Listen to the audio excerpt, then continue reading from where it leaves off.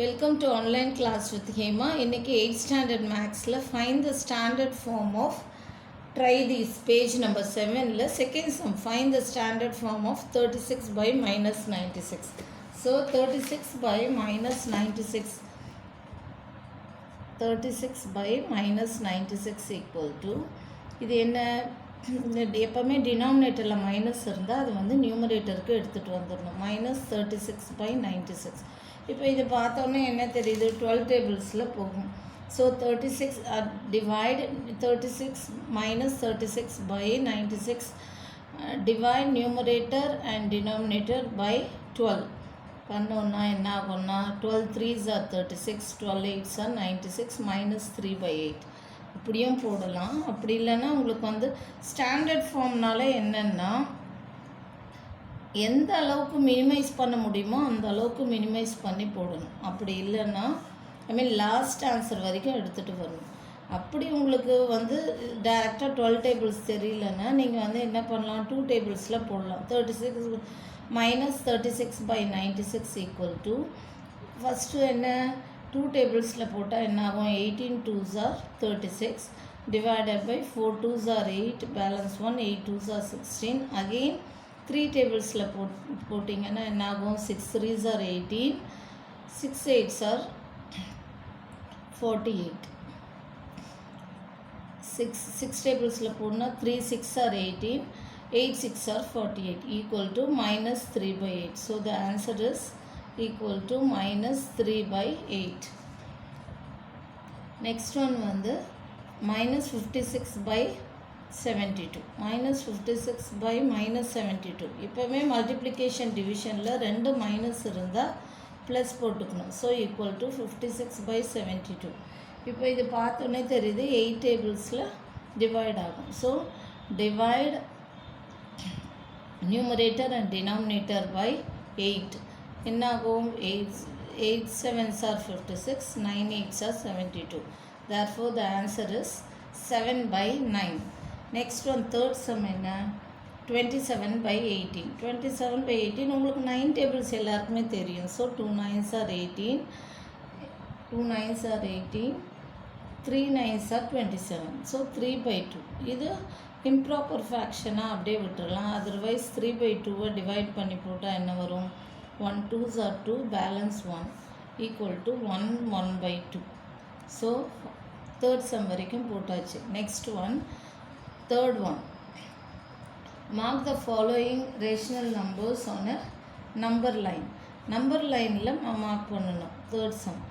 So minus 2 by 3 minus 2 by 3 எங்கே வரும், இப்போ ஒரு லைன் வரைஞ்சிக்கோங்க. நடுவில் 0 இங்கே 1 0 1 2 3. இப்போது -2 இங்கே வந்து -1 -2 -3. அப்போது -2 by 3 எங்கே வரும்னா 0க்கும் -1க்கும் நடுவில் வரும். எப்படி கண்டுபிடிக்கணும்னா இப்போ -2 வந்து 3ஆல் டிவைட் பண்ணி பாருங்கள்.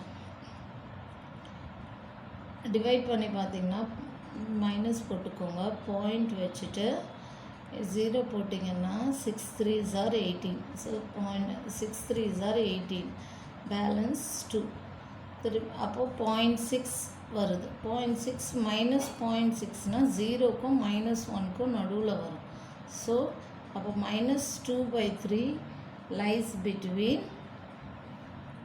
-2 by 3 lies between 0 and 1.